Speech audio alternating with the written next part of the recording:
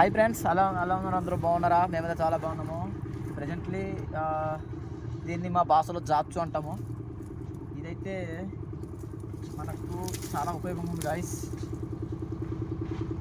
ఈ రకంగా ఉంది. ఒకప్పుడు మా ఏజెన్సీ వాళ్ళు చాలా పూర్ ఏజెన్సీ కదా, తాగడానికి నీళ్ళు తాగడానికి జగ్గులు ఏదో రకరకాలైనటువంటి వస్తువులు లేకపోయేసరికి వీటిని గుండ్రంగా కోసి వీటినే వాటర్గా అంబల్గా తాగడానికి యూజ్ చేసేవాళ్ళు. చూడండి ఏ రకంగా ఉందో, బాగుంది కదా, చాలా బాగుంటుంది ఇది. ఇప్పటి వరకు కూడా దీన్ని మేము యూజ్ చేయకుండా ఆపుకోలేదు. ఇప్పటి వరకు మేము యూజ్ చేస్తూనే ఉంటాం. వాటర్ కనేసి కానీ గంజి తాగడం కూడా దీంతోనే గంజి తాగుతాం. ఇలా ఇక్కడ నుంచి బొక్క చేసేసి లోపల ఉండే పిక్కలు అవైతే చాలా ఎలాగుంటాయంటే చాలా చేదుగా ఉంటాయి అవి తింటే.